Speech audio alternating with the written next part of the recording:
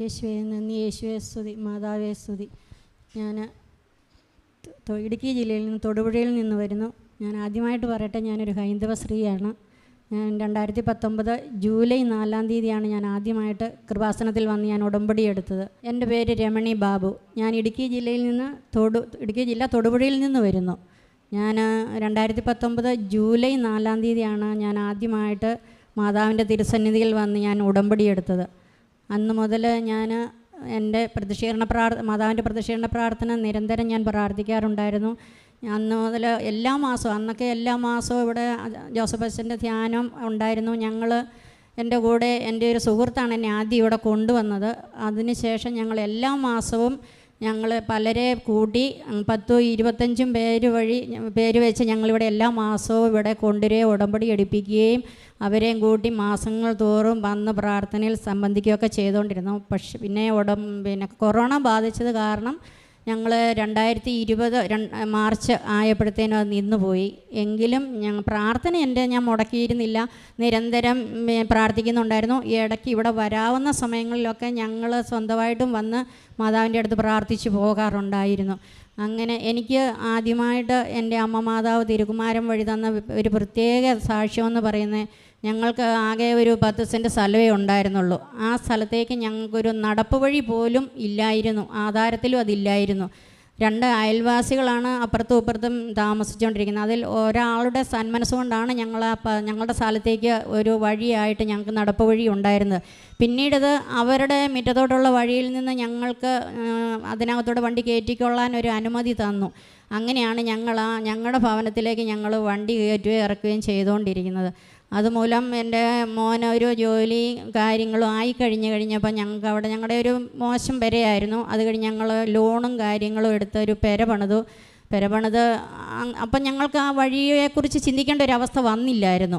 അതിനുശേഷം ഇപ്പം മകൻ്റെ ജോലി പോയി, ഞങ്ങളുടെ വരുമാനം നിന്നു, ഞങ്ങൾ സാമ്പത്തികമായിട്ടും അതുപോലെ കഷ്ടപ്പെടുന്ന ഒരവസ്ഥ വന്നപ്പോൾ ഞങ്ങൾക്ക് ആ സ്ഥലവും വീടും കൂടെ വിൽക്കേണ്ടി വന്നു. എന്നാന്ന് ചോദിച്ചാൽ ബാങ്ക് ലോണായിരുന്നു ഞങ്ങളുടെ വീട്. അത് കുടിശ്ശികയായി അടയ്ക്കാൻ പറ്റാത്ത ഒരവസ്ഥയിലേക്ക് മാറിയപ്പം ഞങ്ങൾക്ക് ആ സ്ഥലവും വീടും കൂടെ വിൽക്കണമെന്നുള്ള ആലോചന വന്നപ്പം ഞങ്ങൾക്ക് വഴിയില്ലാതെ വീട് വിൽക്കാൻ പറ്റാതെ വന്നു. അപ്പം അപ്പോഴാണ് ഞങ്ങൾ വഴിയെക്കുറിച്ച് തന്നെ ആലോചിക്കുന്നത്. ഞങ്ങൾ അയൽവാസികളായ 2 പേരിൽ ആരേലും ഒരാൾ വഴി തന്നാലേ ഞങ്ങളുടെ ഈ സ്ഥലത്തേക്ക് ഞങ്ങൾക്ക് വഴിയുള്ളൂ. നടപ്പ് വഴിയെന്ന് പറയുന്ന പോലും ഇല്ലാത്ത ഒരു സ്ഥലമാണെന്ന് ഓർക്കണം. അപ്പം അതിൽ ഒരു കാരണവശാലും ഞങ്ങളുടെ ചിന്തയിൽ ഞങ്ങൾക്ക് വഴി തരാൻ സാധ്യതയില്ല. ഈ നിയോഗം ഞാൻ എൻ്റെ അമ്മ മാതാവിൻ്റെ തൃപാദങ്ങളിൽ ഞാൻ എന്നും നിയോഗം വെച്ച് ഞാൻ പ്രാർത്ഥിക്കുമായിരുന്നു. ഏത് വഴി തിരഞ്ഞെടുക്കുമെന്ന് എനിക്കറിയണ്ട. എൻ്റെ അമ്മ മാതാവ് ഈശോ വഴി ഈ ഭവനത്തിലേക്കൊരു വഴി ഞങ്ങൾക്ക് സ്വന്തമായിട്ട് തന്ന് ഈ സ്ഥലം വിൽക്കാൻ ഞങ്ങളെ അനുഗ്രഹിക്കണമെന്ന് ഞാൻ മാതാവിനോട് എന്നും രാവിലെയും വൈകിട്ടും പ്രാർത്ഥിക്കുമായിരുന്നു. പ്രാർത്ഥന ചൊല്ലുമ്പോഴെല്ലാം ഇവിടുത്തെ കൂട്ടിൻ്റെ വെഞ്ചിരിച്ച ഉപ്പ് കൊണ്ടുപോയി ഞാൻ ആ ഇടവഴി 2 സ്ഥലത്തിൻ്റെ കൂടെ നടുക്കൊരു ഇടവഴിയാണ് റോഡ് തുടങ്ങുന്നിടത്ത്. ആ ഇടവഴിയുടെ സൈഡിൽ കൂടെ വഴി തരാൻ പറ്റത്തുള്ളൂ. ഞാൻ ആ ഇടവഴിയിൽ വിശ്വാസപ്രമാണം ചൊല്ലി ഞാൻ ഈ ഉപ്പ് വിതറുമായിരുന്നു. എങ്ങനെയെങ്കിലും ഇവരിൽ ആരെങ്കിലും ഒരു സന്മനസ്സ് കാണിച്ച് ഞങ്ങൾക്ക് ഈ വീട്ടിലോട്ട് വഴി തരണമെന്ന്. പക്ഷേ ഞങ്ങൾ വഴി തരുമെന്ന് ഞങ്ങൾ ചിന്തിച്ച ആളിനോട് ഞങ്ങൾ ചോദിച്ചപ്പം ആദ്യമേ തന്നെ അദ്ദേഹം വിലക്കി, തരികയില്ലെന്ന് തന്നെ പറഞ്ഞു. പിന്നെ ഇടനിലക്കാരനെ വെച്ച് വീണ്ടും ഞങ്ങൾ ചോദിപ്പിച്ചപ്പം ഞങ്ങൾക്ക് താങ്ങാൻ പറ്റാത്ത വിലയാണ് അദ്ദേഹം പറഞ്ഞത്. അത് ഞങ്ങൾക്ക് തരാതിരിക്കാനാണെന്നുള്ളത് ഞങ്ങൾക്ക് മനസ്സിലായി. അത് കേട്ട് കഴിഞ്ഞപ്പോൾ തൊട്ടിപ്പുറത്തെ അയൽവാസി സോമനസാൽ ഞങ്ങളോട് പറഞ്ഞു, ഇനി അദ്ദേഹത്തോട് വഴി ചോദിക്കാൻ പോകണ്ട, നിങ്ങൾക്ക് വഴി ഞാൻ തരാമെന്ന് പറഞ്ഞു. അദ്ദേഹം തരാമെന്ന് പറഞ്ഞപ്പോൾ ഞങ്ങൾക്ക് വിശ്വസിക്കാൻ പറ്റിയില്ല. കാരണം എന്താണെന്ന് ചോദിച്ചാൽ അദ്ദേഹം ഒരു വലിയ മുതലാളിയാണ്. എങ്കിൽ പോലും അദ്ദേഹത്തിൻ്റെ വീട്ടിലോട്ട് പണിതിരിക്കുന്ന ഗേറ്റിൻ്റെ മതിൽ ഇടിച്ച് പൊളിച്ചാൽ മാത്രമേ ഞങ്ങൾക്ക് വഴി തരാൻ പറ്റത്തുള്ളൂ. അല്ലാതെ വെറുതെ കിടക്കുന്ന ഒരു ഭൂമി ഇല്ല അവിടെ. അപ്പം ഞങ്ങൾ എങ്ങനെ തരുമെന്ന് ചോദിച്ചപ്പോൾ പറഞ്ഞു, അത് നിങ്ങൾ അറിയണ്ട, നിങ്ങൾക്ക് 11.5 അടി വീതിയിൽ നിങ്ങളുടെ വീട്ടിലോട്ട് ഞാൻ വഴി തരാം എന്ന് പറഞ്ഞു. ഒരു നിസാര തുകയും പറഞ്ഞു. ഞങ്ങൾക്ക് അത് എങ്ങനെ ഉൾക്കൊള്ളാൻ പറ്റിയെന്ന് ഞങ്ങൾക്ക് പോലും അറിയത്തില്ല.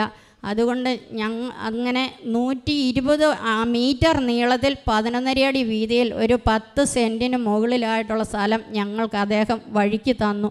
ഞങ്ങൾ ആ വഴി വെട്ടി അന്ന് മുതൽ മാതാവിനോടും ഈശോയോടും ഏത് രീതിയിൽ നന്ദി പറയണമെന്ന് എനിക്കറിയത്തില്ല. അത് ഞാൻ അവരോടും ഞാൻ പറഞ്ഞു. അവർക്കറിയാം ഞാൻ ഇങ്ങനെ കൃപാസനത്തിൽ വരുന്നുണ്ടെന്നും മാതാവിൻ്റെ അടുത്ത് വരുന്നുണ്ടെന്നൊക്കെ അവർക്കറിയാം. ഞാൻ പറഞ്ഞു ഇങ്ങനെ എൻ്റെ പ്രാർത്ഥന കൊണ്ടാണ് നിങ്ങൾക്കത് തോന്നിയെന്ന് പറഞ്ഞപ്പോൾ അദ്ദേഹം പറഞ്ഞു ഒരു പക്ഷേ അതേ ആയിരിക്കും, അല്ലെന്ന് എനിക്ക് പറയാൻ പറ്റിയില്ല. എന്താണെന്ന് ചോദിച്ചാൽ ഒരു പക്ഷേ പിന്നീടൊരു സമയത്താണ് ഞാനിത് പറഞ്ഞെന്ന് വരികയില്ല എന്ന് എന്നോട് പറഞ്ഞു. അങ്ങനെ ഒരു അത്ഭുതകരമായ സംഭവം എനിക്കുണ്ടായി. അമ്മ മാതാവിൻ്റെ ഈശോയുടെ അത്ഭുതം എൻ്റെ ജീവിതത്തിൽ എനിക്ക് നടന്നു. ഇനിയും അതുപോലെ തന്നെ ആ വഴി ഇപ്പം ഞങ്ങൾക്ക് സ്വന്തമായിട്ട് കിട്ടി. ആ വഴി കാണിച്ച് ഞങ്ങളുടെ സ്ഥലവും വീടും കൂടെ വിറ്റതിന് ശേഷം എൻ്റെ മോൻ്റെയും ഞങ്ങളുടെയും കടബാധ്യതകൾ തീർക്കാൻ പറ്റുമെന്ന് ഞാൻ അമ്മ മാതാവിൽ ഈശോയിൽ ഉറച്ചു വിശ്വസിക്കുന്നു. അതുപോലെ രണ്ടാമതായിട്ട് എനിക്ക് എൻ്റെ മൂക്കിൻ്റെ 2 ദ്വാരത്തിലും ഒരു 2 വർഷത്തോളമായിട്ട് ഒരു ഭയങ്കരമായ ഒരു വ്രണം പോലെ ആയിരുന്നു. മൂക്കടഞ്ഞ് നേരം വിളക്കുമ്പോഴൊന്ന് കേൾക്കുമ്പോൾ ശ്വാസം വിടാൻ ബുദ്ധിമുട്ട്. അതങ്ങോട്ടൊരു ശരിക്കും മൂക്ക് നിറഞ്ഞങ്ങ് പൊറ്റം കെട്ടുന്ന പോലെ. അത് നമുക്കങ്ങ് വൃത്തിയാക്കി കഴിഞ്ഞാൽ ബ്ലഡ് വരും, നിറച്ചും ബ്ലഡ് വരും. അത് കുറേ സമയം ബ്ലഡ് ഒപ്പിയെടുത്താലേ അതങ്ങ് മാറുള്ളൂ. ഇങ്ങനെയായി ഞാൻ 2-3 ENT കാണിച്ചു. അവർ പല മരുന്നുകളും തന്നിട്ടും എനിക്കതൊരു മാറ്റം വന്നില്ല. ഞാൻ എന്നും രാവിലെ 5 മണിയാകുമ്പം പ്രദക്ഷിണ പ്രാർത്ഥന ചൊല്ലിയതിന് ശേഷം ഞാൻ ഉടമ്പടി തൈലം ഞാൻ അമ്മ മാതാവിനോട് പ്രാർത്ഥിച്ച് ഞാൻ എൻ്റെ മൂക്കിൻ്റെ 2 ദ്വാരത്തിലും ഞാൻ പുരട്ടുമായിരുന്നു. അങ്ങനെ ഒരാഴ്ച പുരട്ടി കഴിഞ്ഞപ്പോഴത്തേനും ഇപ്പം എനിക്ക് യാതൊരു പ്രശ്നവും ഇല്ല. മൂക്കിൽ അങ്ങനെ ഒരു സംഭവം ഉള്ളതായിട്ടേ എനിക്കറിയത്തില്ല. അതും എൻ്റെ അമ്മ മാതാവിൻ്റെ ഈശോയുടെ അനുഗ്രഹം കൊണ്ട് മാത്രമാണെന്ന് ഞാൻ ഉറച്ചു വിശ്വസിക്കുക. അതുപോലെ തന്നെ എൻ്റെ അടുത്തുള്ള ഒരു ചേച്ചി സ്ട്രോക്കും ലിവർ സിറോസിസും വന്ന് ഗുരുതരമായിട്ട് തന്നെ ആശുപത്രിയിൽ കിടന്നതാണ്. അവരെ നോക്കാനൊരു 16 ദിവസം ശുശ്രൂഷിക്കാൻ അവരുടെ മകളുടെ കൂടെ നിൽക്കാനുള്ളൊരു ഭാഗ്യവും എനിക്കുണ്ടായി. അപ്പം ഡോക്ടർമാർ പലരും നോക്കിയിട്ട് അവിടെ പല വിഭാഗക്കാരും നോക്കിയിട്ട് പറഞ്ഞു എങ്ങനെ പോയാലും അപ്പോൾ ഒരു 77 വയസ്സുണ്ട്. അന്നേരം പറഞ്ഞു എന്താണെന്ന് പറഞ്ഞാലും ഒരു അങ്ങേ അറ്റം പോയാൽ ഒരു 3 മാസം അതിൽ കൂടുതൽ നമുക്ക് പ്രതീക്ഷിക്കേണ്ട, നിങ്ങൾ ഉൾക്കൊള്ളണമെന്ന് മക്കളോട് പറഞ്ഞു. ഞാൻ മരുമോളായിരുന്നു കൂടത്തിൽ നിന്ന്. ഞാൻ മരുമോളോട് പറഞ്ഞു ഇന്ന പോലെ മാതാവിൻ്റെ തൈലവും ഉടമ്പടി തേനും എൻ്റെ കയ്യിലുണ്ട്, ഞാനത് നമുക്ക് കൊടുക്കാമെന്ന് പറഞ്ഞ് ഞാൻ ചെന്നത് എടുത്തുകൊണ്ട് വന്ന് മരുമകളെയും കൂട്ടി ഞങ്ങൾ വിശ്വാസപ്രമാണം ചൊല്ലി രണ്ടും വായിൽ കൊടുത്തു. അത്ഭുതമെന്ന് പറയട്ടെ, ഇന്നിപ്പോൾ 9 മാസമായി. സ്വന്തം കാര്യത്തിന് എല്ലാ കാര്യത്തിനും ഭക്ഷണം കഴിക്കാനും ബാത്റൂമിൽ പോകാനും ഒക്കെ മുറിനേറ്റ് തിണ്ണവരും എല്ലാ കാര്യങ്ങളും നടത്തി നല്ല മിടുക്കത്തിയായിട്ടിരിക്കുന്നു. അത് ഞാൻ അടിയുറച്ച് വിശ്വസിക്കുന്നു. എൻ്റെ അമ്മ മാതാവ് ചെയ്തു തന്ന അത്ഭുതമാണെന്ന് മാത്രം ഞാൻ വിശ്വസിക്കുന്നു. ഇതുപോലെ ചെറുതും വലുതും അത് മാത്രമല്ല, ഒരു കാര്യം കൂടെ, ഞാൻ അന്ന് ഉടമ്പടി എടുത്ത സമയത്തൊന്നും എനിക്ക് നല്ല രീതിയിൽ പ്രാർത്ഥിക്കാനുള്ള ഒരു സാഹചര്യം എൻ്റെ വീട്ടിലില്ലായിരുന്നു. എന്ന് വെച്ചാൽ എൻ്റെ ഭർത്താവ് അനുവദിക്കുമോ സമ്മതിക്കുമോ എന്നൊക്കെ എനിക്കൊരു ഭയങ്കര പേടിയുണ്ടായിരുന്നു. ഞാൻ രാവിലെ ആണെങ്കിലും വൈകുന്നേരം ആണെങ്കിലും ഭർത്താവ് വരുന്നതിന് മുമ്പായിട്ട് ഞാൻ ഓടിപ്പിടിച്ച്, എനിക്കറിയാമായിരുന്നു അത് നല്ല രീതിയിലുള്ള അല്ലെന്നെങ്കിലും ഞാൻ അന്ന് മാതാവിനോട് പ്രാർത്ഥിച്ചായിരുന്നു. എനിക്ക് സമാധാനത്തോടെ ഇരുന്ന് പ്രാർത്ഥിക്കാനൊരു അവസരം ഒരുക്കി തരണേ മാതാവേ എന്ന് ഞാൻ എന്നും മുട്ടിപ്പായിട്ട് പ്രാർത്ഥിക്കാം, പേടിക്കാതെ. എന്നുവെച്ചാൽ പ്രാർത്ഥിച്ചുകൊണ്ടിരിക്കുന്ന കാണുമ്പം ആളിച്ചിരി മദ്യപിക്കുന്നൊക്കെ ഒരാളാണ്. അപ്പോൾ കയറി വരുമ്പോൾ എന്തെങ്കിലും ഒരു വഴക്ക് പറഞ്ഞാൽ എനിക്കത് താങ്ങാൻ പറ്റിയില്ല. അതുകൊണ്ട് എനിക്ക് സമാധാനത്തോടെ ഇരുന്ന് പ്രാർത്ഥിക്കാൻ ഒരവസരം തരണേ മാതാവേ എന്ന് ഞാൻ പ്രാർത്ഥിക്കുമായിരുന്നു. അങ്ങനെ ആ പ്രാർത്ഥനയുടെ ഫലമായിട്ട് എനിക്ക് 3 പ്രാവശ്യം അദ്ദേഹത്തെ എനിക്കിവിടെ കൊണ്ടുവരാൻ പറ്റി. കഴിഞ്ഞ 7-ാം തീയതി അദ്ദേഹത്തെയും കൂട്ടി വന്ന് അദ്ദേഹം ഈ കസേരയിലിരുന്ന് മണിക്കൂറുകളോളം ഇവിടുത്തെ പ്രാർത്ഥനയിൽ സംബന്ധിച്ചു. ഇപ്പോൾ എനിക്ക് ഒരു പേടിയില്ലാതെ അദ്ദേഹം വീട്ടിലുള്ളപ്പോഴും എനിക്ക് എൻ്റെ മാതാവിൻ്റെ അടുത്ത് തിരി കത്തിച്ചിരുന്ന് പ്രാർത്ഥിക്കാൻ പറ്റും എന്നൊരു വലിയൊരു അത്ഭുതം എൻ്റെ മാതാവ് ഈശോ വഴി എനിക്ക് തന്നു. ഇതുപോലെ ചെറുതും വലുതുമായ ഒത്തിരി കുഞ്ഞു വലുതുകളുമായ അനുഭവങ്ങൾ എൻ്റെ അമ്മ മാതാവ് എനിക്ക് ഒത്തിരി തന്നിട്ടുണ്ട്. ഞാൻ ഈ 7-ാം തീയതി വന്ന് ഞാൻ ഉടമ്പടി പുതുക്കി നിയോഗം വെച്ചിട്ടുണ്ട്. ഈ 6 നിയോഗങ്ങൾ എനിക്ക് താമസമില്ലാതെ എൻ്റെ അമ്മ മാതാവ് തിരുകുമാരൻ വഴി സാധിച്ചു തരും ഞാൻ ഉറപ്പായി വിശ്വസിക്കുന്നു. യേശുവേ നന്ദി, മാതാവേ നന്ദി. ദൈവത്തിന് 1000 നന്ദി പറയുന്നു. എൻ്റെ പേര് ദേവി, ഞാൻ കാലടിയിൽ നിന്നാണ് വരുന്നത്. ഞാനൊരു അധ്യാപികയാണ്. ഞാൻ ആദ്യമായിട്ട് കൃപാസനത്തിൽ വന്നത് 2016 അന്നേരം എനിക്ക് ഉടമ്പടി ഇങ്ങനത്തെ കാര്യങ്ങളൊന്നും അറിയില്ലായിരുന്നു. ഞാനിവിടെ വന്ന് ഒരുപാട് പ്രാർത്ഥിച്ചിട്ടൊക്കെ പോയി. പിന്നീട് ഉടമ്പടി എടുക്കാനായിട്ടുള്ളൊരു കാരണം, ഞാൻ 2003 മുതൽ ഗസ്റ്റായിട്ട് വർക്ക് ചെയ്യുകയാണ് ഓരോ കോളേജസിൽ. ഇപ്പോൾ 23 വർഷമായിട്ട് ഗസ്റ്റ് ലെക്ചറായിട്ട് വർക്ക് ചെയ്യുന്നു. ഞാൻ PhD ഫിസിയോളജിയാണ്, ന്യൂറോ ഫിസിയോളജി PhD ചെയ്തതാണ്. MSc MPhilഉം B.Edഉം യൂണിവേഴ്സിറ്റി റാങ്കും എല്ലാം ഉണ്ടായിരുന്നു. 2 ബുക്സും എഴുതിയിട്ടുണ്ട്, അക്കാഡമിക് ബുക്സ്. എന്നിട്ടും ഗസ്റ്റായിട്ടാണ് വർക്ക് ചെയ്തുകൊണ്ടിരുന്നത്. 2003 മുതൽ 2008 വരെയുള്ള കാലഘട്ടങ്ങളിൽ ഓരോ വർഷവും ഓരോ കോളേജസിലായിട്ടാണ് വർക്ക് ചെയ്തുകൊണ്ടിരുന്നത്. പിന്നീട് ഒരു 5 ഇൻസ്റ്റിറ്റ്യൂഷൻസിൽ മാറി മാറി ഒരു ദിവസം 2 സ്ഥലത്ത് അല്ലെങ്കിൽ 3 സ്ഥലത്ത് അങ്ങനെ പഠിപ്പിച്ചാണ് പോയിക്കൊണ്ടിരുന്നത്. അപ്പം എല്ലാവരുടെയും പോലെ തന്നെ പഠിച്ചു കഴിയുമ്പം ഒരു അസിസ്റ്റൻറ്റ് പ്രൊഫസറായിട്ട് വർക്ക് ചെയ്യുക എന്നുള്ളത് എൻ്റെയും ഒരു വലിയ ആയിരുന്നു. അപ്പോൾ 2003 ആദ്യമായിട്ട് വർക്ക് ചെയ്യുമ്പം ഞാൻ ഓർത്തോ നെക്സ്റ്റ് ഇയർ പെർമനൻ്റ് ആവുമായിരിക്കും. 2004 വീണ്ടും വിചാരിച്ചു അടുത്ത വർഷം പെർമനൻ്റ് ആവുമായിരിക്കും. അങ്ങനെ പോയി 2023 വരെയായി.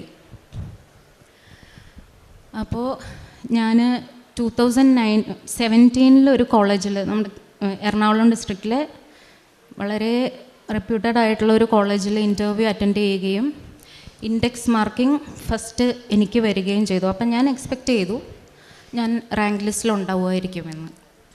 പക്ഷേ റാങ്ക് ലിസ്റ്റ് ഇട്ടപ്പം ഞാനില്ലായിരുന്നു. ആ കോളേജിൽ തന്നെ ഗസ്റ്റായിട്ട് വർക്ക് ചെയ്ത, എന്നാൽ എൻ്റെ അത്രയും ക്വാളിഫിക്കേഷൻ ഇല്ലാത്ത ഒരു ടീച്ചറാണ് അവിടെ ജോയിൻ ചെയ്തത്. അന്നേരം എനിക്ക് ചെറിയ വിഷമമൊക്കെ വന്നു. എങ്കിലും ഞാൻ ഇപ്പോൾ ഇത്രയും സ്ഥലങ്ങളിൽ ഞാൻ വർക്ക് ചെയ്യുന്നുണ്ടല്ലോ, 2 നഴ്സിംഗ് കോളേജ്, പിന്നെ വേറെ ഒരു ആർട്സ് ആൻഡ് സയൻസ് കോളേജ്, പിന്നെ LF ഹോസ്പിറ്റൽ അങ്കമാലി, ഒരു higher secondary school, 2 entrance coaching institutions, ഇങ്ങനെ ഒരുപാട് സ്ഥലങ്ങളിലായിട്ട് യാത്ര ചെയ്ത് നല്ല മടുത്ത് ബുദ്ധിമുട്ടിയായിരിക്കും നമ്മൾ ഒരു സ്ഥലത്തുനിന്ന് വേറൊരു സ്ഥലത്ത് ക്ലാസ് എടുക്കാൻ പോവുക. അപ്പം ഇടയ്ക്ക് ബ്ലോക്കൊക്കെ വരുമ്പം മറ്റേ സ്ഥലത്ത് എത്താൻ ലേറ്റ് ആയാൽ നമ്മുടെ ഉള്ളിലൊരു ടെൻഷനായിരിക്കും. ടൈം ടേബിൾ എനിക്ക് വേണ്ടിയിട്ട് ഫിക്സ് ചെയ്ത് വെച്ചിരിക്കുകയാണ്. അപ്പോൾ എന്നും ഈ ഒരു വിഷമം ഇങ്ങനെ ഉണ്ട്. അങ്ങനെ 2019 ഞാൻ ഇതേപോലെ വളരെ ഫേമസ് ആയിട്ടുള്ള ആലുവയിലുള്ള വേറൊരു കോളേജിൽ ഗസ്റ്റായിട്ട് ജോയിൻ ചെയ്തു. അന്നേരം എനിക്ക് ആ കോളേജിൽ പെർമനൻ്റായിട്ട് കിട്ടണം എന്നുള്ള ഒരു ഭയങ്കര ആഗ്രഹം മനസ്സിലുണ്ടായി. ആ കോളേജും പരിസരവും എല്ലാം മനസ്സിൽ ഭയങ്കരമായിട്ട് എന്നെ അട്രാക്റ്റ് ചെയ്തു. ഞാൻ ഒരുപാട് ആഗ്രഹിച്ചു എനിക്ക് ഇവിടെ വർക്ക് ചെയ്യാനായിട്ട് ഒരു ചാൻസ് കിട്ടിയിരുന്നെങ്കിൽ. അങ്ങനെ ഇരിക്കുമ്പോഴാണ് 2020 ആ ഒരു ടൈമിൽ കോവിഡ് ടൈം ആയത്. അപ്പോൾ ആ സമയത്ത് എല്ലാം ഓൺലൈൻ ക്ലാസ്സസ് ആക്കി. അങ്ങനെ ഇരിക്കുമ്പം MG യൂണിവേഴ്സിറ്റി, മഹാത്മാഗാന്ധി യൂണിവേഴ്സിറ്റിയുടെ ഒരു ഇൻ്റർവ്യൂ ഞാൻ അറ്റൻഡ് ചെയ്തു. അവിടെ എനിക്ക് ഇതേപോലെ തന്നെ ഓൺ കോൺട്രാക്റ്റ്, പെർമനൻ്റ് അല്ല, ഓൺ കോൺട്രാക്റ്റിൽ എനിക്ക് സെലക്ഷനായി. 2 ഇയേഴ്സ് ഞാൻ അവിടെ വർക്ക് ചെയ്തു. പിന്നെ ഇതിൻ്റെ ഇടയിൽ ഞാൻ ഈ ഗ്യാപ്പിൽ കുറച്ച് നാൾ പോയി ഗസ്റ്റായിട്ട് വർക്ക് ചെയ്തിരുന്ന ആലുവേല കോളേജിൽ പെർമനൻറ്റ് പോസ്റ്റിന് വിളിച്ചു. അപ്പം ഞാൻ ഇൻ്റർവ്യൂ അറ്റൻഡ് ചെയ്യുന്നു. ഞാൻ റാങ്ക് ലിസ്റ്റിൽ വന്നു. ഫസ്റ്റായിട്ടായിരുന്നു വരേണ്ടത്, പക്ഷേ കുറേ ഉൾക്കളികൾ കാരണം അത് റാങ്ക് ലിസ്റ്റിൽ സെക്കൻഡായി. എങ്കിലും എനിക്ക് വിഷമമില്ല, കാരണം എനിക്ക് ജോയിൻ ചെയ്യാൻ പറ്റുമല്ലോ എന്നോർത്ത് ഞാൻ ഇരിക്കുകയായിരുന്നു. അപ്പോൾ ഇനി പേടിക്കണ്ടല്ലോ. അപ്പം ഒരു സ്ഥലത്തായി, റാങ്ക് ലിസ്റ്റിൽ സെക്കൻഡ് വന്നു, എനിക്ക് അപ്പോയിൻമെൻറ്റ് ഓർഡർ അയക്കും എന്നവർ പറഞ്ഞു. നെക്സ്റ്റ് എനിക്ക് ജോയിൻ ചെയ്യാമെന്ന് ഞാൻ പ്രതീക്ഷിച്ചിരിക്കുന്നു. അങ്ങനെ വേറെ ആ സമയത്ത് വേറെ 2 കോളേജസിൽ നിന്ന് ആപ്ലിക്കേഷൻ കോൾ ഫോർ ചെയ്തപ്പോൾ ഞാൻ അപ്ലൈ ചെയ്തില്ല. കാരണം എനിക്ക് ഓൾറെഡി ഈ ഒരു സ്ഥലത്തായിട്ടുണ്ട്. ഒരു 1 ഇയറോടെ കഴിഞ്ഞാൽ എൻ്റെ ഏജ് ഓവറാവും. അപ്പം എനിക്ക് എപ്പോഴും സങ്കടമായിരുന്നു. ഞാൻ PhD ഡോക്ടർ ദേവി NP എന്ന് എവിടെയൊക്കെ എഴുതുമ്പോഴോ ബ്രാക്കറ്റിൽ ഗസ്റ്റ് ലെക്ചറർ അല്ലെങ്കിൽ ഓൺ കോൺട്രാക്റ്റ്. അപ്പം ഒരു PhD ചെയ്യുന്ന ആർക്കും ഉണ്ടാവുന്ന പോലെയുള്ള ഒരു ആഗ്രഹം എനിക്കും ഉണ്ടായി. എനിക്ക് പെർമനൻ്റായിട്ട് എവിടെയെങ്കിലും അസിസ്റ്റൻറ്റ് പ്രൊഫസറായിട്ട് കിട്ടണം എന്ന്. അങ്ങനെ ഞാൻ ഈ കോളേജിൽ ജോയിൻ ചെയ്യാൻ ആഗ്രഹിച്ച് കാത്തിരിക്കുകയാണ്. കുറേ നാളായിട്ടും അപ്പോയിൻമെൻറ്റ് ഓർഡർ വരുന്നില്ല. അപ്പം ഞാനും എൻ്റെ മദറും കൂടി ചെന്ന് അന്വേഷിച്ചപ്പം അറിഞ്ഞത് അവിടെ ഒരുപാട് എനിക്ക് പബ്ലിക്കായിട്ട് ഒത്തിരി പറയാൻ പറ്റത്തില്ല, എങ്കിലും ഞാൻ അറിഞ്ഞത് അന്നേരം ഉണ്ടായിരുന്ന പ്രിൻസിപ്പലിൻ്റെ ഒരു ബന്ധു, ആ കുട്ടിക്ക് ടീച്ചിങ് എക്സ്പീരിയൻസ് 1 ഇയർ പോലും ഇല്ല, PhDയും ഇല്ല. അപ്പോൾ ആ കുട്ടിയെ അപ്പോയിൻമെൻറ്റ് ഓർഡർ കൊടുത്തു. ആ കുട്ടി നെക്സ്റ്റ് ഡേയിൽ ജോയിൻ ചെയ്യും. എൻ്റെ അമ്മയുണ്ട് കൂടെ. എൻ്റെ പപ്പയുടെയും മമ്മിയുടെയും വെഡിങ് ആനിവേഴ്സറി ആയിരുന്നു അന്ന്. അപ്പം ഞങ്ങൾ അതെല്ലാം ഇങ്ങനെ ആഘോഷിച്ച് സന്തോഷിച്ചാണ് വൈകിട്ടായപ്പം കോളേജിൽ പോയി അന്വേഷിക്കുന്നത്. അന്നേരം സത്യം പറഞ്ഞാൽ എന്താ ചെയ്യുക, എൻ്റെ കാലിൻ്റെ അടിയിലുള്ള മണ്ണ് ഒലിച്ചു പോകുന്ന പോലെ എനിക്ക് തോന്നി. കാരണം ഇനി എനിക്കൊരു ചാൻസ് ഇല്ല. അതിൻ്റെ ഇടയ്ക്ക് വന്ന 2 കോളേജസിൽ ഞാൻ അപ്ലൈ ചെയ്തില്ല. അപ്പോഴൊക്കെ ഞാൻ ഉടമ്പടി എടുത്തിട്ടില്ലെങ്കിൽ പോലും ഞാനും രാവിലെ എഴുന്നേറ്റിരുന്ന് പ്രാർത്ഥിക്കുകയും എല്ലാം ചെയ്യുന്നുണ്ടായിരുന്നു. പിന്നെ അതൊരു ഭയങ്കര ഒരു ഭയമായി. പിന്നെ ഏത് കോളേജിൽ കണ്ടാലും എനിക്ക് അപ്ലൈ ചെയ്യാൻ പോലും ഉള്ള ധൈര്യം വരുന്നില്ല. കാരണം ഇങ്ങനെയുള്ള ഓരോരോ തന്ത്രപൂർവമായ കാര്യങ്ങൾ കൊണ്ട് എനിക്ക് കിട്ടുന്നില്ല, മാറിപ്പോകുന്നു, അങ്ങനെയൊക്കെ വന്നപ്പോൾ എനിക്ക് ആകെ സങ്കടമായി. ഞാൻ മാതാവിൻ്റെ അടുത്ത് ചോദിച്ചു, മാതാവേ, എന്നെ PhD ചെയ്യാൻ സഹായിച്ചത് മാതാവാണെങ്കിൽ, 2 ടെക്സ്റ്റ് ബുക്ക് എഴുതാനായിട്ട് എന്നെ സഹായിച്ചത് മാതാവാണെങ്കിൽ, എപ്പോഴെങ്കിലും എനിക്ക് ജീവിതത്തിലൊന്ന് അസിസ്റ്റൻറ്റ് പ്രൊഫസറിന് ഉറപ്പിച്ച് എഴുതാനായിട്ട് എനിക്ക് എപ്പോഴെങ്കിലും ഒരു അനുഗ്രഹം തരണമേ എന്ന് ഞാൻ വിചാരിക്കുമായിരുന്നു. അങ്ങനെ ഇരിക്കുമ്പം എൻ്റെ മകൻ 10th എക്സാം ടൈമിലാണ് ഞാൻ ബുക്കൊക്കെ എഴുതിയത്. അപ്പോൾ അവൻ്റെ ഒരുപാട് സഹായത്തോടു കൂടിയാണ് ഞാൻ എൻ്റെ ടെക്സ്റ്റ് ബുക്കിലെ ഡയഗ്രാംസ് എല്ലാം അവനാണ് വരച്ച് തന്നത്. അങ്ങനെ ഞാനും അവനും കൂടി ചെയ്തൊരു പുസ്തകമാണ്. അങ്ങനെ അവന് 10th നല്ല 95% മാർക്ക് അവന് കിട്ടി. 11th 12th ആയപ്പോഴത്തേക്കും അവനെ നമുക്ക് ഹോസ്റ്റലിലാക്കേണ്ടി വന്നു. കാരണം എൻട്രൻസ് എഴുതാനായിട്ടുള്ള കോച്ചിങ് കൂടി കൊടുക്കാൻ വേണ്ടി. അപ്പം മോനെ ഹോസ്റ്റലിലാക്കി. അപ്പം ഞങ്ങൾക്ക് കുറച്ച് സങ്കടമൊക്കെ ആയി അവനടുത്തില്ലാത്തത് കൊണ്ട്. പക്ഷെ അവൻ്റെ സ്കൂളിൻ്റെ മുൻപിൽ കൂടെയാണ് ഞാൻ MG യൂണിവേഴ്സിറ്റിയിൽ രാവിലെ പോയിക്കൊണ്ടിരുന്നത്. അപ്പം ഞങ്ങളുടെ സ്ഥലത്തുനിന്ന് ഒരു 2.5-3 മണിക്കൂറോളം യാത്രയുണ്ട്. അപ്പോൾ യാത്ര ചെയ്ത് പോകുമ്പോഴും എനിക്ക് സങ്കടമാണ്, ക്ഷീണമാണ്. ബസ്സിൽ ഇരിക്കാനൊന്നും സീറ്റുണ്ടാവില്ല. ചിലപ്പം ഫുട്ബോർഡിലൊക്കെ നിന്നാൽ കുറേ ദൂരം യാത്ര ചെയ്യുന്നത്.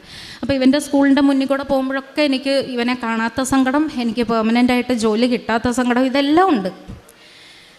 അങ്ങനെ ഇരിക്കുമ്പം ഇവൻ ഒരു 3-4 മാസം കഴിഞ്ഞപ്പം 12th ഒരു 3-4 മാസം കഴിഞ്ഞപ്പോഴത്തേക്കും അവൻ പറഞ്ഞു, അമ്മ ഇനി ഹോസ്റ്റലിൽ നിന്ന് മാറി നമുക്ക് എവിടെയെങ്കിലും ഒരു ഫ്ലാറ്റ് എടുത്ത് നിന്ന് പഠിക്കാം, എന്നാലേ പഠിത്തം ശരിയാവുള്ളൂ, അല്ലെങ്കിൽ എൻട്രൻസ് എങ്ങനെ വരും എന്നറിയില്ല. അപ്പം അമ്മ നമുക്കൊന്നിച്ച് നിൽക്കാം എന്ന് പറഞ്ഞിട്ട് ഞാനും എൻ്റെ പാരൻസും കൂടി ഇവൻ്റെ സ്കൂളിൻ്റെ അടുത്ത് ഒരു ഫ്ലാറ്റ് നോക്കി. അങ്ങനെ ഒരു 2-3 ദിവസത്തിനുള്ളിൽ അപ്പം ഞങ്ങൾ മാതാവിനോട് പറഞ്ഞു, മാതാവേ, നല്ലൊരു സ്ഥലം കണ്ടുപിടിച്ച് തരണം, ഞാനും മോനും കൂടി ഒറ്റയ്ക്കാണ് നിൽക്കുന്നത്, അപ്പോൾ എനിക്കെല്ലാം കൂടി മാനേജ് ചെയ്യാൻ പറ്റുമോ അറിയില്ല, ഞങ്ങൾക്ക് സെക്യൂറായിട്ടുള്ളൊരു സ്ഥലം വേണം. അങ്ങനെ ഞങ്ങൾക്ക് എങ്ങനെയോ 2-3 ദിവസത്തിനുള്ളിൽ ഒരു പുതിയൊരു ഫ്ലാറ്റ് കിട്ടുകയും നമ്മളവിടെ താമസിക്കുകയും മോനും ഞാനും കൂടി തന്നെ താമസിച്ചു തുടങ്ങി. അപ്പം രാവിലെ എഴുന്നേറ്റ് അതുവരെ ഞാൻ വർക്ക് ചെയ്തുകൊണ്ടിരുന്ന എല്ലാ സ്ഥലത്തും വളരെ കറക്റ്റ് ടൈമിൽ ഞാൻ ഒരു 1/2 hour ബിഫോർ എപ്പോഴും എത്താറുണ്ട്. ഈ സ്ഥലത്തോട്ട് മാറിയതിന് ശേഷം പിന്നെ കുറച്ച് ദൂരമായി യാത്ര. അപ്പം ഞാൻ എത്തുന്ന ടൈമിങ് 10 മിനിറ്റൊക്കെ ലേറ്റ് ആവാൻ തുടങ്ങി. അന്നേരം എനിക്ക് പിന്നെയും ഭയമായി തുടങ്ങി. ഇപ്പോൾ ഉള്ള ജോലിയും കൂടി ഇനി പോകുമോ, ലേറ്റായി എത്തുമ്പോൾ ഇനി ഉള്ള കയ്യിലിരിക്കുന്നതും കൂടി പോകുമോ, ഇതൊക്കെ ഒരു ടെൻഷനായി. പിന്നെ മോൻ്റെ പഠിത്തം എങ്ങനെയാവും, ഇവൻ എൻട്രൻസ് ക്വാളിഫൈ ചെയ്യുമോ, 12th നല്ല മാർക്ക് കിട്ടുമോ, ഇതെല്ലാം ടെൻഷനായിരുന്നു. അങ്ങനെ ഇരിക്കുമ്പോൾ ഞാൻ ഈ 2023 February 4th ഞാനും മോനും എൻ്റെ പാരൻസും കൂടി ഇവിടെ പ്രെയറിന് വന്നു, പ്രാർത്ഥിക്കാമെന്നോർത്ത് വന്നു. ഇവൻ്റെ പരീക്ഷയും ഇതെല്ലാം മനസ്സിൽ വിചാരിച്ച് പ്രാർത്ഥിക്കാമെന്നോർത്ത് വന്നപ്പം എനിക്ക് തോന്നി ഉടമ്പടി ഞാൻ എടുക്കണം എന്ന് തോന്നിയിട്ട് ഞാൻ ഉടമ്പടി എടുക്കാൻ നിന്നു. അവരെ ഞാൻ തിരിച്ച് വീട്ടിലേക്ക് വിട്ടു. കാരണം അല്ലെങ്കിൽ അവരും വൈകുന്നേരം വരെ നിൽക്കണമല്ലോ എന്നോർത്ത് അവർ തിരിച്ചു പോയി. ഞാൻ ഇവിടെ നിന്ന് ഉടമ്പടി എടുത്തിട്ട് പോയപ്പോൾ എനിക്ക് അതുവരെ ഇല്ലാത്തൊരു ഭയങ്കര സന്തോഷമായിരുന്നു മനസ്സിന്, ഒരു ശക്തിയും. ഇനിയിപ്പം ഉടമ്പടി എടുക്കാനായിട്ടപ്പം മുകളിൽ ക്ലാസ്സൊക്കെ അറ്റൻഡ് ചെയ്തപ്പം നമ്മളോട് 6 നിയോഗങ്ങൾ എഴുതാൻ പറയും. എനിക്കൊന്നും എഴുതാൻ തോന്നിയില്ല. പക്ഷെ പറയുന്നുണ്ട് നമ്മൾ 6 നിയോഗങ്ങൾ എഴുതണം. അന്നേരം ഞാൻ ആദ്യം 1, 2, 3, 4, 5 വരെ എഴുതിയത് എൻ്റെ പാരൻസിൻ്റെ ഹെൽത്തും, എൻ്റെ അനിയത്തി അവൾ ഓസ്ട്രേലിയയിലാണ്, അവളുടെ ജോലിയും അവളുടെ ബിസിനസ്സും ഇതെല്ലാം നന്നായി വരണം, മോൻ്റെ പരീക്ഷ 12th എല്ലാ പാരൻസും ആഗ്രഹിക്കുന്ന പോലെ തന്നെ എൻ്റെ മനസ്സിലുണ്ട്. പ്രത്യേകിച്ച് ഞാൻ ഒരു ടീച്ചറും കൂടെ ആയതുകൊണ്ട് നല്ല മാർക്ക് കിട്ടണം, A+ എല്ലാത്തിനും ഉണ്ടാവണം എന്നൊക്കെ ഞാനും ആഗ്രഹിക്കുന്നുണ്ട്. അപ്പോൾ അതെല്ലാം വെച്ചു. പിന്നെ ഇവൻ്റെ എൻട്രൻസ് ക്വാളിഫൈ ചെയ്യണം, ഈ കാര്യങ്ങളൊക്കെ നിയോഗം വെച്ചു. 6th നിയോഗമായിട്ട് ഞാൻ വെച്ചത് ആക്ച്വലി എനിക്ക് പെർമനൻ്റായിട്ട് ജോലി വേണമെന്ന് ആഗ്രഹമുണ്ട്. പക്ഷെ അത് ഇനി എങ്ങനെ സാധിക്കും, എൻ്റെ ഏജ് ഇപ്പോൾ ഓവറാവും. അപ്പം ഞാൻ ഒരു സെൻറ്റൻസിൽ അത് എഴുതി. എന്നിട്ട് ഇവിടെ നിയോഗം സമർപ്പിക്കാൻ നിൽക്കുമ്പോൾ എനിക്ക് തോന്നി വേണ്ട, അങ്ങനെ എഴുതണ്ട, അത് മാതാവിന് ഇഷ്ടമുണ്ടെങ്കിൽ തരട്ടെ, എന്നോർത്തിട്ട് ഞാനത് വെട്ടിക്കളഞ്ഞിട്ട് ഞാൻ അവിടെ എഴുതി, മനസ്സിൽ ആഗ്രഹമുണ്ട്, ഇനി ബാക്കി മാതാവിൻ്റെ ഇഷ്ടം എന്ന് പറഞ്ഞിട്ട് ആ ഒരു സെൻറ്റൻസ് വെട്ടിയിട്ട് മാതാവിൻ്റെ ഇഷ്ടം എന്ന് എഴുതി ഞാനത് സമർപ്പിച്ചിട്ട് പോയി. പിന്നെ ഞാൻ ഇവിടുന്ന് പത്രം മേടിച്ചിട്ട് പോയി. പോകുന്ന വഴി തന്നെ ബസ്സിലുള്ളവർക്കൊക്കെ കൊടുത്തു. പിന്നെ സ്റ്റാൻഡിൽ ഇറങ്ങി അവിടെ എല്ലാം കൊടുത്തു. പിന്നെ ഞങ്ങൾ ഫ്ലാറ്റ് എടുത്ത് താമസിക്കുന്ന അവിടെ തൊട്ടടുത്തുള്ളൊരു ഗവൺമെൻറ് ഹോസ്പിറ്റലിൽ ഇവിടെ ഈ നിയോഗം വെക്കുന്നവർ ചെയ്യണമെന്ന് പറയുന്ന കുറച്ച് കാര്യങ്ങളുണ്ടല്ലോ, അതൊക്കെ പരമാവധി എന്നെക്കൊണ്ട് പറ്റുന്ന പോലെയൊക്കെ ചെയ്യാൻ നോക്കി. പ്രാർത്ഥിക്കുമായിരുന്നു രാവിലെ. പിന്നെ ബൈബിൾ വായിക്കുമായിരുന്നു. ബൈബിൾ ആദ്യം വായിക്കുമായിരുന്നു, പക്ഷേ ഇത്രയും ഡിസിപ്ലിൻഡായിട്ട് ചെയ്യില്ലായിരുന്നു. ഉഴപ്പി ഇടയ്ക്കൊക്കെ ബൈബിൾ വായിക്കും, അങ്ങനെ ജസ്റ്റ് ഒന്ന് പ്രാർത്ഥിക്കും, അത്രയൊക്കെ ഉണ്ടായിരുന്നുള്ളൂ. അങ്ങനെ ഫെബ്രുവരി 4 നിയോഗം വെച്ചു. പിന്നെ ഞാൻ ആസ് യൂഷ്വൽ എന്നും രാവിലെ എല്ലാ കാര്യങ്ങളൊക്കെ ചെയ്തിട്ട്, അപ്പോൾ എൻ്റെ ഒരു പേടി, എനിക്ക് മോൻ്റെ കാര്യങ്ങളെല്ലാം കൃത്യമായിട്ട് ചെയ്യാൻ പറ്റുമോ, ഇവന് വേണ്ട ഭക്ഷണം ഉണ്ടാക്കാൻ പറ്റുമോ, എനിക്ക് കറക്റ്റ് ടൈമിൽ എത്താൻ പറ്റുമോ, കോളേജിൽ ബ്ലോക്ക് ആയിരിക്കുമോ പോകുന്ന വഴി, ഇങ്ങനെയൊക്കെയുള്ള ടെൻഷനായിരുന്നു. അപ്പോഴൊക്കെ ഞാൻ വിചാരിക്കും, എനിക്ക് ഇരുന്ന് പ്രാർത്ഥിക്കാനൊന്നും സമയം കിട്ടുന്നില്ല. അപ്പം ഞാൻ ഓർക്കും, മാതാവേ അല്ലെങ്കിൽ ദൈവമേ, ജീസസിനെ എനിക്ക് ഭയങ്കര ഇഷ്ടമാണ്. അപ്പം ഞാൻ ഓർക്കും, പോകുന്ന വഴിക്കൊക്കെ ഞാൻ പ്രെയർ കേൾക്കുമായിരുന്നു. ചില പാട്ടുകളൊക്കെ കേൾക്കുമ്പോൾ നമുക്ക് ഭയങ്കരമായിട്ട് ഫീൽ ചെയ്യും, മനസ്സിൽ ഭയങ്കരമായിട്ട്. അപ്പോൾ കണ്ണൊക്കെ നിറഞ്ഞു വരാറുണ്ട് ചിലപ്പോൾ ബസ്സിലൊക്കെ ഇരിക്കും. അപ്പം ഞാൻ ഓർക്കും, ഞാൻ ചെയ്യുന്ന വർക്ക് എൻ്റെ പ്രാർത്ഥനയായിട്ട് ദൈവം എടുത്തോണം.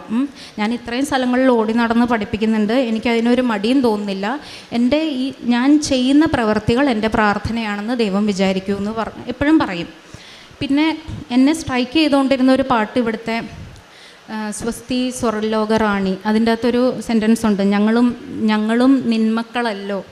അപ്പം ആ വരി വരുമ്പോൾ എനിക്ക് ശരിക്കും സങ്കടം വരും. ഞാൻ ചോദിക്കാം, അമ്മ ഞാനും അമ്മയുടെ മകളല്ലേ, എന്നിട്ട് ഈ ജോലി വേണം എന്ന് ആഗ്രഹിക്കുന്നത് അത്യാഗ്രഹമാണെങ്കിൽ എനിക്ക് വേണ്ട, അതല്ല അമ്മയ്ക്ക് അത് ഇഷ്ടമുണ്ടെങ്കിൽ എനിക്ക് തരിക എന്നും ഞാൻ പറയുമായിരുന്നു.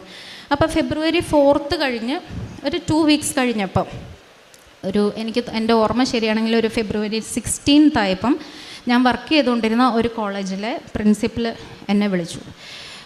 ദേവി മിസ് എന്താ ഇന്ന് ലീവാണോ? അപ്പം ഇന്ന് അവിടെ എന്തോ ഒരു കാരണം കൊണ്ട് ക്ലാസ് ഇല്ലായിരുന്നു. അന്നേരം ഞാൻ വന്നിട്ടില്ല, ഇന്ന് സ്റ്റാഫിന് ചെല്ലണം, പക്ഷെ ഞാൻ പോയിട്ടില്ലായിരുന്നു. അന്നേരം അടുത്ത ദിവസം വരുമ്പം എന്നെ മീറ്റ് ചെയ്തിട്ടേ പോകാവുള്ളൂ എന്ന് പറഞ്ഞു. അന്നേരം ഞാൻ വിചാരിച്ചു, ലേറ്റായി, കുറച്ച് ദിവസങ്ങളായിട്ട് അടുപ്പിച്ച് ലേറ്റായിട്ടാണ് ചെല്ലുന്നത്, എന്നാൽ എന്നെ ഇനി പോയിക്കോ ടെർമിനേറ്റ് ചെയ്യാനായിരിക്കുമെന്ന് പേടിച്ച് ഞാൻ നെക്സ്റ്റ് ഡേയിൽ പ്രിൻസിപ്പലിനെ മീറ്റ് ചെയ്യാൻ ചെല്ലുന്നു. അന്നേരം പ്രിൻസിപ്പലിനെ കാണാൻ പറ്റിയില്ല. പിന്നെ ഒരാഴ്ച വെയിറ്റ് ചെയ്യേണ്ടി വന്നു കാണാൻ. അന്നേരം ഞാൻ പോയി ഇങ്ങനെ വളരെ ഭയത്തോടെ, എന്തായിരിക്കും എന്നോട് പറയുക, എന്താണെങ്കിലും എനിക്കത് കേൾക്കാനുള്ള ശക്തി ഉണ്ടാവണം എന്ന് വിചാരിച്ച് എൻ്റെ കയ്യിൽ കാശുരൂപം ഉണ്ടായിരുന്നു, അതും കൈപ്പിടിച്ചിരിക്കുക. വഴക്ക് പറയുന്നതാണെങ്കിലും ഇനി ഇവിടെ വേറെ ആളെ എടുക്കാൻ പോവാന്ന് പറയുകയാണെങ്കിലും എന്താണെങ്കിലും എനിക്കത് താങ്ങാനുള്ള ശക്തി ഉണ്ടാവണമെന്ന് വിചാരിച്ചിരിക്കുമ്പം പ്രിൻസിപ്പൽ ഇങ്ങോട്ട് ചോദിക്കുന്നത്, ദേവി മിസ് ഒത്തിരി വർഷമായില്ലേ ഇവിടെ വർക്ക് ചെയ്യുന്നു, ഞങ്ങൾ കഴിഞ്ഞ ആഴ്ച വളരെ യാദൃശ്ചികമായിട്ട് മിസ്സിൻ്റെ ഫീഡ്ബാക്ക് എടുത്ത് നോക്കുമ്പം എല്ലാ വർഷവും വളരെ 100% നല്ല ഫീഡ്ബാക്കാണ്. അപ്പം മാമിന് ഈ കോളേജിൽ ഫുൾ ടൈമായിട്ട് ജോയിൻ ചെയ്യാൻ ആഗ്രഹമുണ്ടോ എന്ന് എന്നോട് ഇങ്ങോട്ട് ചോദിക്കുന്നു. അപ്പോൾ വളരെ യാദൃശ്ചികമായിട്ട് കഴിഞ്ഞ ആഴ്ച എൻ്റെ ഫീഡ്ബാക്ക്, എന്നെക്കുറിച്ചിട്ടുള്ള ഫീഡ്ബാക്ക് എടുത്ത് നോക്കുക എന്ന് പറയുമ്പോൾ ഞാനിവിടെ ഉടമ്പടി എടുക്കുന്ന ആ ഒരു സമയമാണ്. അന്നേരം എനിക്ക് എങ്ങനെയാണ് അത്, ഞാനപ്പം തന്നെ എനിക്ക് താല്പര്യമുണ്ട് എന്നിങ്ങനെ പറഞ്ഞു. അപ്പം സാറ് പറഞ്ഞു, ഇത്രയും സ്ഥലങ്ങളിൽ വർക്ക് ചെയ്യുന്നതല്ലേ, അപ്പം നല്ലപോലെ ആലോചിച്ചിട്ട് മതി, എല്ലാ കാര്യങ്ങളും നന്നായിട്ട് ആലോചിച്ചിട്ട് മതി എന്ന് പറഞ്ഞു. ഞാൻ വീട്ടിൽ ചെന്നു ആലോചിച്ചു. അന്നേരം അമ്മ പറഞ്ഞു, ഇത് എന്തായാലും മാതാവ് കാണിച്ചു തരുന്നത് തന്നെയാണ്, അപ്പം നമ്മൾ യെസ് തന്നെ പറയാം. അപ്പം നമ്മൾ യെസ് തന്നെ പറഞ്ഞു. ഞാൻ ആ കോളേജിൻ്റെ ഭാഗമാകാനായിട്ട് ആഗ്രഹിക്കുന്നു എന്ന് എൻ്റെ ആഗ്രഹം അറിയിക്കുകയും ചെയ്തു, എൻ്റെ അഭിപ്രായം പറയുകയും ചെയ്തു. നെക്സ്റ്റ് വീക്കിൽ തന്നെ ഇവിടെ സാക്ഷ്യം പറയാൻ വേണ്ടി വന്നിരുന്നു. അപ്പോൾ ഞാൻ ജോയിൻ ചെയ്തിട്ട് പറഞ്ഞാൽ മതി എന്ന് പറഞ്ഞ് നമ്മൾ തിരിച്ചു പോവുക ചെയ്തേ. ഞാൻ ജോയിൻ ചെയ്തു. ഇപ്പം അത് വളരെ കംഫർട്ടബിളായിട്ട് അങ്ങനെ പോകുന്നു. അത് എൻ്റെ ഈ 23 വർഷത്തെ എക്സ്പീരിയൻസിൽ എനിക്ക് കിട്ടിയ അതൊരു അത്ഭുതം തന്നെയാണ്, മറ്റൊന്നുമല്ല. അല്ലെങ്കിൽ അതിന് മുന്നത്തെ മാസം വേണമെങ്കിൽ യാദൃശ്ചികമായിട്ട് അവർക്ക് ഫീഡ്ബാക്ക് നോക്കായിരുന്നു, അത് സംഭവിച്ചില്ല. ഇവിടെ ഉടമ്പടി എടുത്തതിന് ശേഷമാണ്, അതും 2 വീക്സിനുള്ളിൽ എനിക്ക് സംഭവിച്ച. 3 മുതൽ ഗസ്റ്റായിട്ട് വർക്ക് ചെയ്തിരുന്ന ഞാൻ ഇപ്പോൾ അസിസ്റ്റൻറ്റ് പ്രൊഫസറാണ് പെർമനൻ്റായിട്ട്. അതൊന്ന്. 2, എൻ്റെ മകൻ്റെ പരീക്ഷയാണ്. +2 ബോർഡ് എക്സാമിൻ്റെ സമയത്തെല്ലാം അവന് പനിയായിരുന്നു. പനിയായിട്ട് എൻ്റെ അമ്മ വന്ന് അവനെ ഹോസ്പിറ്റലിൽ കൊണ്ടുപോയി, ഡോക്ടറെ അടുത്ത് കൊണ്ടുപോയി ആൻറ്റിബയോട്ടിക്സ് ഒക്കെ കൊടുത്താണ് പരീക്ഷ എഴുതാനായിട്ട് പോകുന്നത്. അപ്പോൾ അതിൻ്റെ കൂടെ ഞാൻ കൃപാസനത്തിൽ നിന്ന് എനിക്ക് കിട്ടിയ തൈലവും തേനും ഒക്കെ ഞാനിവന് കൊടുക്കുമായിരുന്നു. അവന് എക്സാമിന് പോകുമ്പോൾ അവൻ്റെ പോക്കറ്റിൽ ഞാൻ കാശ് രൂപം കുത്തിയിട്ട് വിടുമായിരുന്നു. +2 ബോർഡ് എക്സാമിൻ്റെ റിസൾട്ട് വന്നു. അവന് നല്ല പനിച്ചുകൊണ്ട് എല്ലാ സബ്ജക്റ്റും ഈ പനി വെച്ചിട്ട് പോയി. അവൻ്റെ മൂക്കൊക്കെ ഭയങ്കരമായിട്ട് കൺജസ്റ്റഡായി. മൂക്ക് കൺജസ്റ്റഡ് കഴിഞ്ഞാൽ പിന്നെ അവന് ഭയങ്കര ഇറിറ്റേറ്റഡ് ആയിരിക്കും. അവന് മടി വരും പരീക്ഷയ്ക്ക് ഇരിക്കുമ്പോൾ, എഴുതാൻ തന്നെ മടിയായിരിക്കും. പക്ഷേ 95% മാർക്ക് കിട്ടി. പിന്നെ അടുത്തത് എൻട്രൻസ് എങ്ങനെയാവും എന്നാണ്. അവൻ എഴുതിയ എല്ലാ എൻട്രൻസും ക്വാളിഫൈ ചെയ്തു. JEE മെയിൻസ് ക്വാളിഫൈ ചെയ്തു, JEE അഡ്വാൻസ്ഡ് ക്വാളിഫൈ ചെയ്തു, നീറ്റും ക്വാളിഫൈ ചെയ്തു. പക്ഷേ MBBS പോകാൻ ഒട്ടും താല്പര്യമില്ലാഞ്ഞതുകൊണ്ട് ഇപ്പോൾ കമ്പ്യൂട്ടർ സയൻസ് BTech എഞ്ചിനീയറിങ്ങിന് കാലിക്കറ്റ് NITയിൽ പഠിക്കുന്നു. IIT സ്കോർ കിട്ടിയായിരുന്നു. പക്ഷേ ഒത്തിരി ദൂരെ വിടാനായിട്ട് എൻ്റെ ഫാദറിന് അത്രയും താല്പര്യമില്ലാത്തത് കൊണ്ടും ഇവന് ഇഷ്ടപ്പെട്ട ബ്രാഞ്ച് കാലിക്കറ്റ് NITയിൽ കിട്ടിയതുകൊണ്ടും അവനിപ്പോൾ അവിടെ വളരെ ഹാപ്പി ആയിട്ട് പഠിക്കുന്നു. അത് പിന്നെ വേറൊന്ന്, എൻ്റെ ഈ ലെഫ്റ്റ് ഹാൻഡിൻ്റെ തമ്പ് ഒരു 2010 ആ ഒരു സമയത്ത് ഈ ഡോറിൻ്റെ ഇടയിൽ പോയതാണ്. എന്നിട്ട് ചെറുതായിട്ടൊന്ന് ചതഞ്ഞതിന് ശേഷം അവിടെ കുറേ ഓയിൻമെൻറ്റൊക്കെ പുരട്ടി. അത് പിന്നീട് ആ നെയിൽ കേടാവാൻ തുടങ്ങി. നെയിൽ കേടായിട്ട് അതിങ്ങനെ എപ്പോഴും ഇൻഫെക്ഷൻ ആയിക്കൊണ്ടിരുന്നു. ഭയങ്കര പെയിൻഫുള്ളാണ്, നമുക്ക് വേദനയും എടുക്കും. അത് ഈ ഉടമ്പടി എടുക്കുന്നത് വരെ എനിക്കിതിങ്ങനെ പെയിനായിരുന്നു, നീരും വയ്ക്കുമായിരുന്നു. അപ്പം ഞാൻ ഇടയ്ക്ക് നീര് കൂടുമ്പോൾ ഞാൻ ചിലപ്പോൾ അത് ഇൻഫെക്ഷൻ കൂടാതിരിക്കാൻ ചിലപ്പോൾ ഒരു ബാൻഡേജോ അല്ലെങ്കിൽ ഓയിൻമെൻറ്റൊക്കെ പുരട്ടി അങ്ങനെ ഉപ്പൊക്കെ വെക്കുമായിരുന്നു. നാരങ്ങ ഇതെല്ലാം അതിങ്ങനെ ഒരു കുഴിനഖം പോലെ ആയി തുടങ്ങി. പിന്നെ വേദനയും. പക്ഷേ ഇവിടെ ഉടമ്പടി എടുത്തിട്ട് പോയ അന്നും ഭയങ്കര വേദന.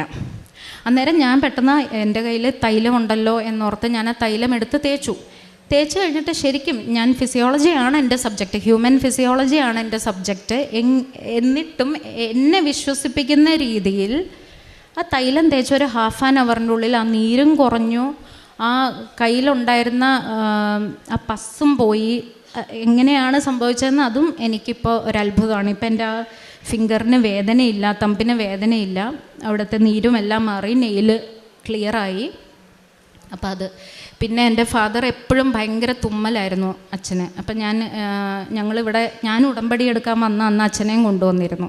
അപ്പോൾ ഇവിടെ വന്നപ്പോഴും ഭയങ്കര തിരക്കായിരുന്നു. ഇവിടെ വന്നപ്പോഴും അച്ഛൻ തുമ്പുന്നുണ്ടായിരുന്നു. അപ്പം ഞങ്ങൾ പറഞ്ഞു, ഇതിപ്പോൾ ലാസ്റ്റ് തുമ്മൽ കേട്ടോ, ഇനി മാതാവിൻ്റെ അടുത്ത് പറഞ്ഞിട്ട് പോയാൽ ഇനി തുമ്മിയേക്കരുത്. പിന്നീട് ആ ഒരു കണ്ടിന്യൂസ് ആയിട്ടുള്ള സ്നീസിങ് ഇല്ല. ഇപ്പം ഇടയ്ക്ക് 1 or 2 ഒക്കെ ഒരു ജസ്റ്റ് ഒരു അലർജിക് സ്നീസിങ് വരും, അത്രയേ ഉള്ളൂ. പിന്നെ ഇതേപോലെ തന്നെ റോസപ്പൂവിൻ്റെ മണം എനിക്കും കിട്ടിയിട്ടുണ്ട്. ഒരു 4-5 പ്രാവശ്യം കിട്ടിയിട്ടുണ്ട്. അത് പല സ്ഥലങ്ങളിൽ നിന്ന് സെയിം ആയിട്ടുള്ള. ആദ്യം ഒരു സ്ഥലത്ത് നിന്ന് കേട്ടപ്പോൾ ഞാൻ ഓർത്ത് അവിടെ റോസ് എന്തെങ്കിലും ഫ്ലവേഴ്സിൻ്റെ കൃഷിയോ അങ്ങനെ എന്തെങ്കിലും ഉള്ളതായിരിക്കും വെച്ചാൽ ഞാൻ നോക്കിയില്ല, അങ്ങനെയൊന്നും കണ്ടില്ല. അപ്പം ഞാൻ ഓർത്ത് അടുത്ത് ആരെങ്കിലും പെർഫ്യൂം ഇട്ടിട്ട് പോയതായിരിക്കും, അടിച്ച് പോയതായിരിക്കും, അങ്ങനെ വിചാരിച്ചു. പക്ഷേ സിമിലർ ആയിട്ടുള്ള സെയിം അതേ മണം തന്നെ വേറെ പല സ്ഥലത്ത് ഞാൻ നടക്കുമ്പോഴും എനിക്ക് ഫീൽ ചെയ്തിട്ടുണ്ട്. പിന്നെ അതുപോലെ ഒരു പ്രാവശ്യം ബസ്സിൽ ഞാൻ ഒരു സ്ഥലത്തുനിന്ന് വേറൊരു സ്ഥലത്തോട്ടുള്ള ക്ലാസ്സിലേക്ക് പോകുന്ന വഴിക്ക് ബസ്സിൽ ഭയങ്കര തിരക്കായിരുന്നു. ആദ്യം ഒരു സ്റ്റോപ്പ് എത്തി കഴിഞ്ഞപ്പോൾ കുറേ പേരൊക്കെ ഇറങ്ങി അങ്ങനെ ഒരു സ്ഥലത്തെത്തിയപ്പം എൻ്റെ സീറ്റിൽ ഞാൻ മാത്രമേ ഉള്ളൂ. എൻ്റെ അടുത്തിരുന്ന ഒരു സിസ്റ്ററായിരുന്നു. ആ സിസ്റ്റർ ഇറങ്ങി പോവുകയും ചെയ്തു. അപ്പം എൻ്റെ സീറ്റിൽ പിന്നെ ആരുമില്ല. അപ്പം ഞാനിങ്ങനെ മാതാവേ എൻ്റെ അടുത്ത് വന്നിരിക്കുക, എനിക്ക് കുറച്ച് കാര്യങ്ങൾ പറയാനുണ്ട്, ജസ്റ്റ് ഞാനിങ്ങനെ ഒന്ന് പറഞ്ഞു. ശരിക്കും അപ്പോഴും എനിക്ക് ഈ സെയിം സ്മെല്ല് വന്നു. അതങ്ങനെ കുറേ നേരം എൻ്റെ കൂടെ തന്നെ കണ്ടിന്യൂസ് ആയിട്ടുണ്ടായിരുന്നു. അതെനിക്ക് ഒരു ഡെല്യൂഷനായിട്ടൊന്നും എനിക്ക് തോന്നുന്നില്ല. ഞാനത് ആഗ്രഹിച്ച സമയത്ത് തന്നെ എനിക്ക് അങ്ങനെ ഒരു സ്മെല്ല് ഫീൽ ചെയ്യുകയും ചെയ്തു. ഇങ്ങനെയുള്ള കുറേ അത്ഭുതങ്ങൾ എനിക്ക് എൻ്റെ ജീവിതത്തിൽ വന്നു. മാത്രമല്ല എനിക്ക് സ്പിരിച്വലായിട്ട് കുറച്ചുകൂടി ദൈവസ്നേഹവും ഒരു വിശ്വാസവും കൂടി കുറച്ച് ഡിസിപ്ലിൻഡ് ആയിട്ടുള്ള രീതിയിൽ പ്രാർത്ഥിക്കാനൊക്കെ തുടങ്ങി. പിന്നെ ഇടയ്ക്ക് ഞാൻ വന്നിട്ട് നിയോഗം ഉടമ്പടി പുതുക്കി ഇപ്പം ആ പുതുക്കിയ സമയം കഴിഞ്ഞു. ഇനി എനിക്ക് വീണ്ടും പുതുക്കണം അങ്ങനെ. പക്ഷേ ആ ഉടമ്പടി പുതുക്കി കഴിഞ്ഞ് സാക്ഷ്യം പറയാൻ ഇത്തിരി വൈകി ഞാൻ. അപ്പം അതിന് ഞാൻ ക്ഷമ പറയുന്നുണ്ട്, മാതാവിൻ്റെ അടുത്ത് ക്ഷമ പറയുന്നു.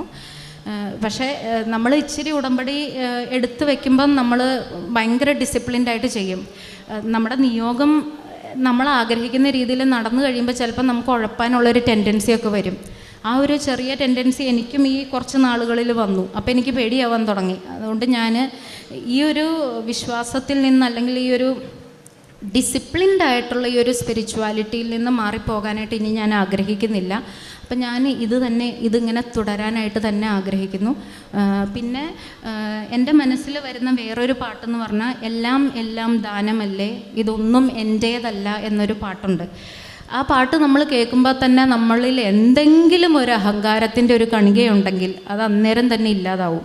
അത് ഇവിടെ ഇരിക്കുന്ന എല്ലാവരും തന്നെ യൂട്യൂബിലോ എവിടെയെങ്കിലും ആ പാട്ടൊന്ന് കേൾക്കണം. അതുപോലെ ഇവിടെ പാടുന്ന മിക്കവാറും പാട്ടുകൾ നമ്മുടെ ഹൃദയത്തെ ഒരുപാട് സ്പർശിക്കുന്നതാണ്. അപ്പം ഇത്രയും എല്ലാം ഞാൻ മാതാവിൻ്റെ മുൻപിൽ, ഈശോയുടെ മുൻപിൽ, ജീസസിൻ്റെ മുൻപിൽ ഞാൻ സാക്ഷ്യപ്പെടുത്തുന്നു. ഇതെല്ലാം എനിക്ക് ദൈവത്തിൻ്റെ അനുഗ്രഹങ്ങളാണ്. ഇതൊന്നും എൻ്റേതല്ല, ഇതെല്ലാം എനിക്ക് കിട്ടിയ ദാനങ്ങളാണ്.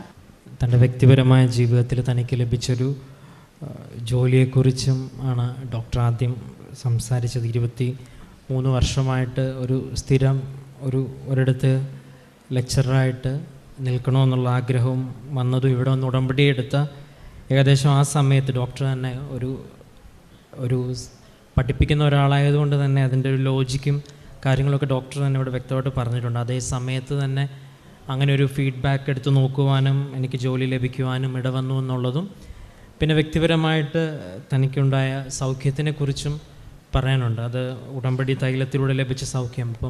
അപ്പോഴും ഡോക്ടർ പറയാനുണ്ട്, ഇവിടെ ഫിസിയോളജിയാണ് പഠിപ്പിക്കുന്ന സബ്ജക്റ്റാണ്. ഈ സൗഖ്യവും ഹീലിങ്ങുമായിട്ട് ബന്ധപ്പെട്ട ഹ്യൂമൻ പഠനങ്ങൾ തന്നെയാണ് പഠിപ്പിക്കുന്നതും. അതുമായിട്ട് ബന്ധപ്പെട്ട് തന്നെ വിശ്വസിപ്പിക്കുവാൻ തക്കവണ്ണം അങ്ങനെ ഒരു ഉടമ്പടി തൈലത്തിൽ നിന്ന് അത്ഭുതം കാണാൻ ഇടവന്ന് ഒന്നും ഡോക്ടർ പറയാൻ. പിന്നെ മക്കളുടെ കാര്യത്തിലുമെല്ലാം ഏറ്റവും അവസാനം ചുരുക്കുമ്പം പറയുന്നത് വ്യക്തിപരമായിട്ടൊരു സ്പിരിച്വൽ യാത്രയിൽ ഒരു ഡിസിപ്ലിനറി ആയിട്ട് മുന്നോട്ട് പോകാനായിട്ട് ഈ പ്രാർത്ഥന സഹായിച്ചു എന്നാണ് പറയുന്നത്. അതിൽ ഏറെ ഇഷ്ടപ്പെട്ട പാട്ടും പ്രാർത്ഥനയും എല്ലാം പറയുമ്പം, അപ്പോൾ ജീവിതത്തിൽ ഉടമ്പടി എടുത്ത് പ്രാർത്ഥിക്കുമ്പം ജീവിതത്തിൽ നമുക്ക് ആദ്യം ഉണ്ടാകുന്ന ഒരു ഡിസിപ്ലിൻ ആണെന്നുള്ളൊരു കാര്യമുണ്ട്. അത് പ്രാർത്ഥനയിലാണ് ഡിസിപ്ലിൻ നടക്കുന്നതെന്നുള്ളതാണ്. 5:30 രാവിലെ എഴുന്നേറ്റ് തുടങ്ങുന്ന പ്രാർത്ഥനയുടെ ജീവിതം, വൈകുന്നേരം സായങ്കാല പ്രാർത്ഥനയും ആഴ്ചയിലുള്ള പ്രവർത്തനവും പ്രാർത്ഥനയും ആരാധനയും എല്ലാം കൂടി ചേരുമ്പം ജീവിതത്തിൽ ആത്മീയതയ്ക്ക് തന്നെ ഒരു ഡിസിപ്ലിൻ ഉണ്ടാവും. അങ്ങനെ ആത്മീയത എന്ന് പറയുന്ന ദൈവത്തിന് നമ്മൾ സ്ഥാനം കൊടുത്ത് ജീവിതത്തോട് ചേർത്ത് വെക്കുമ്പോൾ മറ്റു ജീവിതത്തിലെ സാഹചര്യങ്ങളും ക്രമീകരിക്കപ്പെടുക തന്നെ ചെയ്യുമെന്നുള്ളതിന് ഒരുപാട് സാക്ഷ്യങ്ങളിലേക്ക് ഈ സാക്ഷ്യം കൂടി ചേർക്കപ്പെടുകയാണ്.